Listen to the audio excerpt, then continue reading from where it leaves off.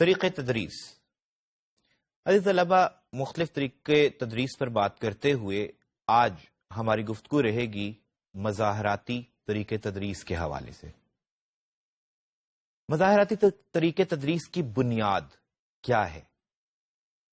مظاہراتی طریقے تدریس کی اساس ہی اس امر پر ہے کہ ہم محض کر کے سیکھتے ہیں، یعنی ہم کسی عمل سے پریکٹیکلی جب گزرتے ہیں تو پھر تعلم کا عمل مکمل ہوتا ہے، پھر ہم صحیح معنوں میں سیکھ پاتے ہیں. اس اعتبار سے اگر دیکھا جائے تو ہم مظاہراتی طریقے تدریس کی تعریف یوں کر سکتے ہیں کہ مظاہراتی طریقہ اس فکر کا مدعی ہے کہ طلبہ زیر نگرانی عملی سرگرمیوں کے بغیر نہیں سیکھ سکتے. اس تعریف میں عزیز طلبہ جو قابل غور بات ہے وہ ہے زیر نگرانی عملی سرگرمی، یعنی کہ یہ ایک گائیڈڈ سرگرمی ہوتی ہے، طلبہ اس میں آزادانہ طور پہ کام نہیں کر رہے ہوتے. اگر ہم یہ جاننا چاہیں کہ یہ طریقہ کار تدریس زبان میں کس طرح معاون ہو سکتا ہے، یعنی ہم دیکھنا چاہیں کہ مظاہراتی طریقے تدریس اور تدریس زبان کا کیا تعلق ہے، تو اگر ہم یہ جان لیں کہ مؤثر گفتگو کے لیے بولنا، مضبوط انشاء کے لیے لکھنا اور درست لب و لہجے کے لیے پڑھنا ناقابل فراموش ہے، تو ہم یہ جان پائیں گے کہ یہ تینوں چیزیں کیونکہ اعمال ہیں، پریکٹیکل چیزیں ہیں، پریکٹیکلٹیز ہیں، ایکسرسائزز ہیں، لہٰذا ہم مظاہراتی طریقے تدریس کو تدریس زبان میں باقاعدہ طور پہ اور مؤثر طور پہ استعمال کر سکتے ہیں اور باقاعدہ طور پہ اس سے بہت سے فوائد بھی حاصل کر سکتے ہیں. بہرحال فوائد حاصل کرنے کے لیے ضروری ہے کہ ہم مظاہراتی طریقے تدریس کے تقاضے پورے کریں. اب وہ تقاضے کیا ہیں؟ اس میں سب سے پہلے تو آتا ہے توضیح و تشریح کا مسئلہ، یعنی توضیح و تشریح کی جائے، سب سے پہلے واضح طور پہ سب چیزیں بتا دی جائیں. اس میں ابتدائی وضاحت کی جائے، یعنی سب سے پہلے آپ آتے ہی یہ بتائیں کہ آج ہم کیا کرنے جا رہے ہیں. پھر یہ بتایا جائے کہ اس کے عملی اقدامات کیا ہیں، عملی اقدامات سے آگہی دی جائے پریکٹیکلی کیا کیا سٹیپ ہوں گے اس سرگرمی کے جو ہم کرنے جا رہے ہیں. پھر اس کے بعد طلبہ کو بتایا جائے کہ ان کا مقصد کیا ہے، آخر ہم ایسا کیوں کرنے جا رہے ہیں، اس سے ہم کیا سیکھ لیں گے. اس کے بعد سوال و جواب کا مرحلہ ہو.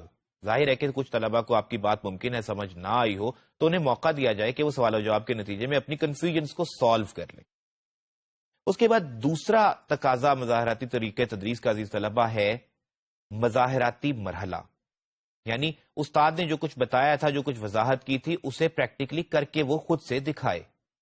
اس کے لیے ضروری ہے کہ مظاہرہ وضاحت کے عین مطابق ہو، یعنی جو کچھ آپ نے بتایا ہے اس میں اور جو کچھ آپ نے کیا ہے اس میں فرق نہ ہو، زیادہ تفاوت نہ ہو، چونکہ اگر آپ کے بتائے اور کیے میں تفاوت ہوگا، فرق ہوگا، تو کنفیوژنس پیدا ہوں گی. اور ضروری ہے کہ اگر کوئی غیر متوقع تبدیلی آ گئی ہے تو اس کا فی الفور اس کی وضاحت کر دی جائے، اس کے متعلق بتا دیا جائے. ظاہر ہے کہ ان ایکسپیکٹڈ پلانز میں چیزیں ہو جاتی ہیں پریکٹیکلی کلاس میں، لیکن ان کی فی الفور وضاحت کر دی جائے تو بات سالو ہو جائے گی.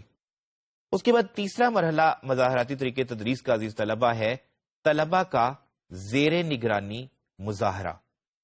طلبہ کا زیر نگرانی یعنی استاد کی سپرویژن میں، استاد کی گائیڈنس میں، پھر وہی کام جو استاد نے پہلے بتایا تھا، پھر کر کے دکھایا تھا، اب طلبہ کریں. اس سلسلے میں ضروری ہے کہ طلبہ کو مثالی مظاہرے کے فوراً بعد مظاہرے کی دعوت دی جائے تاکہ میموری ریٹینشن کا کوئی ایشو نہ ہو. بچے جب کوئی چیز دیکھتے ہیں تو وہ فی الفور انہیں زیادہ یاد ہوتی ہے، وقت گزرنے کے ساتھ ساتھ نکات بھول سکتے ہیں، لہٰذا فی الفور ان کو موقع دیا جائے کہ وہ مظاہرہ کریں. اب ایسے میں ہو کیا، نگران معلم مناسب انداز میں غلطیوں کی نشاندہی کرے. ظاہر ہے کہ اگر آپ نے کچھ غلط کیا ہے تو اس کی نشاندہی کی جائے، لیکن اچھے انداز میں. پھر اس کے بعد ہے جائزہ اور پیمائش. ظاہر ہے کہ آپ جب جائزہ لیتے ہیں، کچھ لوگوں کو بہتر کرتے ہیں، کچھ کو برا کرتے ہیں، تو اس سے سب سے پہلی بات تو پیدا ہوتی ہے کہ مقابلے کی فضا بنتی ہے. مقابلے کی فضا بننے کے نتیجے میں بچوں کو اپنے انفرادی مقام کا علم ہو جاتا ہے، پتہ لگ جاتا ہے کہ وہ کہاں کھڑے ہیں، اور جب ان کو یہ پتہ لگ جاتا ہے تو بہتری کی امید بن جاتی ہے. مظاہراتی طریقے تدریس میں توضیح و تشریح ہو، مظاہراتی مرحلہ ہو، طلبہ کا زیر نگرانی مظاہرہ ہو اور جائزہ اور پیمائش درست ہو، تو یہ طریقہ تدریس شدید، بہتر اور موزوں ہو سکتا ہے.